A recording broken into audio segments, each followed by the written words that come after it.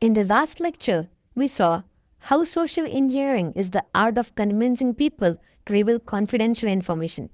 In this lecture, we are going to see three main types of social engineering that we should be aware of. So, there are three types of social engineering: human-based, computer-based, and mobile-based. Starting with the human-based social engineering, also called as impersonation. It is the most common technique where the attacker pretends to be someone legitimate or an authorized person. Attackers may impersonate a legitimate or authorized person either personally or using a communication medium such as phone or email. Impersonation helps attackers in tricking a target to reveal sensitive information.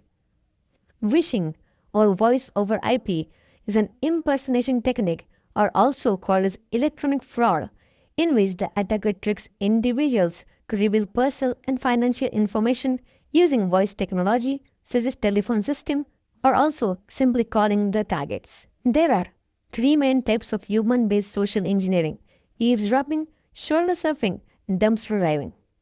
Eavesdropping is interception of audio, video, or written communication.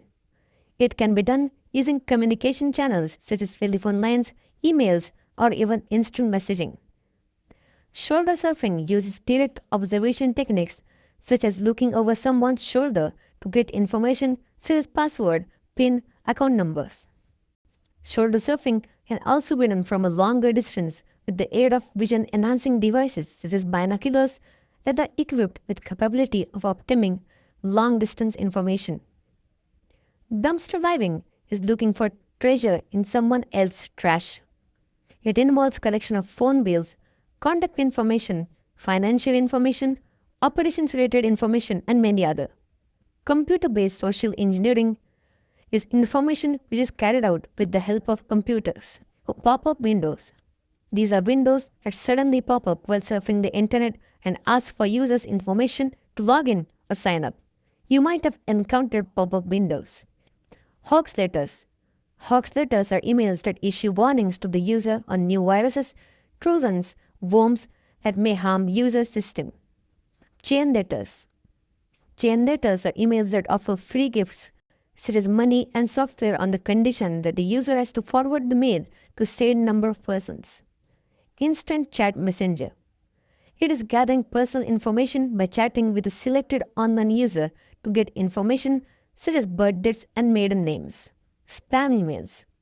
Irrelevant, unwanted, and unsolicited mail email to collect the financial information, social security numbers, and network information are some types of fraud emails. Phishing is a practice of sending an illegitimate email falsely claiming to be a form of legitimate site in an attempt to acquire users' personal or account information. Phishing emails or pop-ups redirect users to fake web pages of mimicking trustworthy sites that ask them to submit their personal information. In mobile-based social engineering, information is obtained with the help of mobile apps. Attackers create malicious apps with attractive features and similar names to that of popular apps and publish them on major app stores. Unaware, the users download these apps and get infected by the malware that sends credentials to the attackers. This is how mobile-based social engineering takes place. First, attacker infects the victim's PC. Next, attacker uploads a malicious application to an app store. The victim logs onto his or her bank account. Malware in the system displays a pop-up message telling the victim to download an application onto his or her phone to receive security messages. Victim downloads the malicious application on his or her phone. At this point, the attacker can access second authentication factor sent to victim from the bank via SMS. All your money in the account is hence stolen by the attacker. Let us discuss countermeasures to avoid social engineering attacks. Good policies and procedures are ineffective if they are not taught and reinforced by the employees. After receiving training, employees should sign a statement acknowledging that they have understood the policies.